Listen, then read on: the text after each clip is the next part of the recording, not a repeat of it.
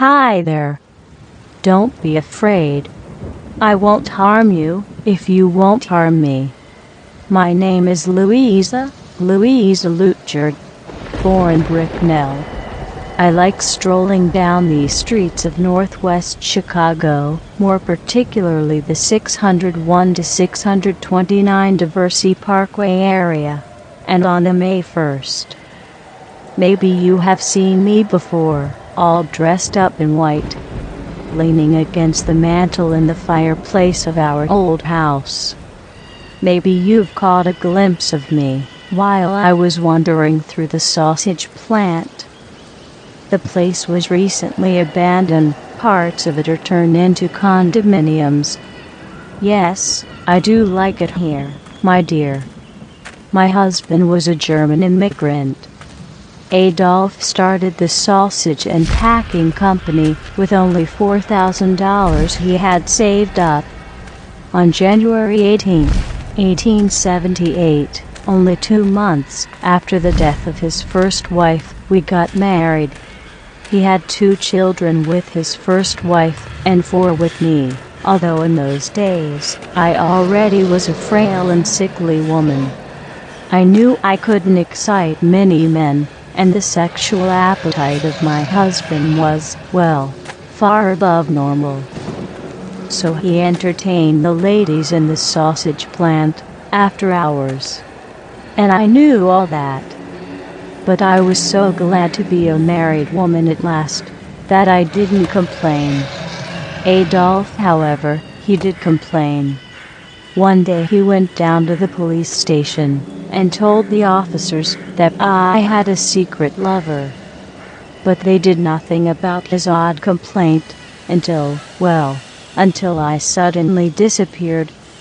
That was in May 1897. She has left me for this secret lover I complained about, Adolf said. The police started nosing around the sausage plant, because at that time, we already had a long history of domestic violence, and there were rumors that Adolf had financial troubles and that he was courting a rich widow. He will marry her once he got rid of his wife, people said. Poor Mrs. Lutchard probably has been cooked down to, say, something as easily disposed of as sausage meat. And indeed, a strange odor emanated from one of the vats in the sausage plant. The vat was drained, but the police only found a few unidentifiable bones and a gold wedding ring. Okay, my initials LL were engraved on it, but Adolf insisted he had been carrying the ring around in his pocket ever since I left him, in memory of our happier days. The ring must have dropped from my pocket while I was burning foul sausages, he said. And then the police found the bills of the arsenic and potash Adolf had bought the day before my disappearance. Potash, when boiled with water, can do a thorough job on the human body, you know. Adolf explained he was working on a secret formula to develop a new soap, and with a potash base this soap would certainly remove dirt, but skin too. When in a factory furnace metatarsal bone fragments were found, and a toe phalanx, and a rib, and a head of a female human, Adolf was arrested and put on trial. He still claimed his innocence, and the police couldn't prove beyond any doubt that my body had been cooked into sausage meat and disposed of. But my doctor testified that my knuckles were so painfully swollen from arthritis that I was unable to remove my wedding ring.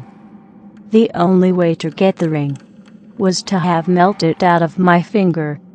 Adolf missed melting in the electric chair, and I was very pleased he got life in Joliet prison. Now I could go visiting him on a regular basis and entertain him in the way he entertained the ladies after hours in his sausage plant. He ended up babbling incoherently to the guards, denying he had turned me into sausages, that were sold to an unsuspecting public. He simply didn't understand why I was haunting him and seeking my lustful revenge. Adolf died insane in 1900. His attorney believed his client had told the truth and that I had disappeared with a secret lover. He spent over $2,000 and devoted his life to finding me, and I paid him some visits, and he went insane too.